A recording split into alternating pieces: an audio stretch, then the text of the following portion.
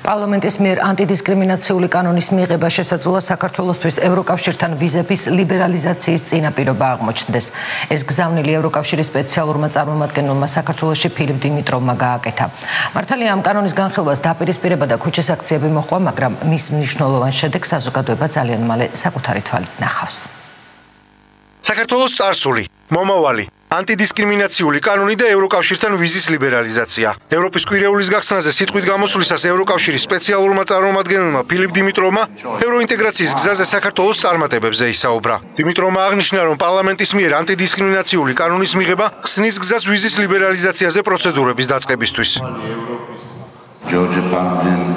ძალიან მოხარული ვარ, რომ საქართველოს პარლამენტმა დაამტკიცა ანტიდისკრიმინაციული კანონი. ეს იმის წინაპირობაა, რომ ვიზების ლიბერალიზაცია მოხდება. ეს ნაბიჯები თქვენ გაახლოვებთ ევროკავშირთან. საქართველოს ალსახად იმსახურებს გახდეს ევროპული ოჯახის წევრი. 10 წლის წინ ეს ქვეყანა იყო არშემდგარი სახელმწიფო. ახლა კი ერთ-ერთი საუკეთესო კანდიდატია გახდეს ევროკავშირის წევრი. ევროკავშირთან ვიზის ლიბერალიზაცია და ანტიდისკრიმინაციული კანონი რამდენიმე დღის წინ საქართველოს პრემიერ-მინისტრმაც ახსენა. ამ კანონის გარშემო ატეხილი ხმაურის კომენტირებისას ღარიბაშვილმა განმარტა, რომ ევროპასთან უვიზო მიმოსვლა მთავრობის ერთ-ერთი პრიორიტეტია. მთავარი ასე ვთქვათ, კიდევ ერთი მონოპოლი რაც გვექნება უახლოეს 2 წლის განმავლობაში და რაც არის მთავარი მოთხოვნა, რომ მივიღოთ აღნიშნული კანონის პროექტი, ეს არის უვიზო რეჟიმი ევროკავშირთან. მე შეგახსენებთ, მოლდოვამ მიაღწია რამდენიმე დღის წინ უკვე ამოქმედა უვიზო რეჟიმი ევროკავშირთან. ჩვენ შეგვიძლია იგივე მივიღოთ. სულ რამდენიმე წელიწადში, 2-3 წელიწადში შეიძლება იგივე მივიღოთ. ანტიდისკრიმინაციული კანონის მიღება ევროკავშირთან ასოცირების ერთ-ერთი მოთხოვნა იყო. პარლამენტის მიერ ამ კანონის პროექტის განხილვას და შემდგომ მიღებას ხმაური და დაპირისპირება მოჰყვა.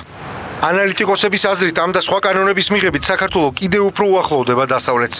ამის დასტურად კი ფილიპ დიმიტროვის დღევანდელი სიტყვა მოჰყავთ. ნებისმიერ ქვეყანას, რომელსაც უნდა ევროკავშირთან გაამარტივოს გადაადგილება, ევროკავშირთან უვიზო რეჟიმი მიიღოს, ის ვალდებულია, ესეთია ევროკავშირის მიდგომა და ევროკავშირის ინსტიტუტების გადაწყვეტილება, ის ვალდებულია, რომ ქვეყანაში კონდეს ანტიდისკრიმინაციული გარემო უმცირესობების მიმართ. მნიშვნელობა დიდია იმისათვის, რომ საქართველოს მოქალაქეებმა სულ უფრო მეტი ინფორმაცია მიიღონ თუ რა შეთანხმებას მოაწერს საქართველოს ხელს და რა თქმა უნდა საითკენ მიდის ჩვენი ქვეყანა, რათა მომავალში აღარ იყოს გაურკვევლობები. ევროკავშირის სპეციალური წარმომადგენელი ევროინტეგრაციის გზაზე საქართველოს წარმატებებით კმაყოფილია. 20 მარტს საკუთარი კმაყოფილება არც ევროკომისიის პრეზიდენტმა ჟოზე მანუელ ბაროზომ დამალა.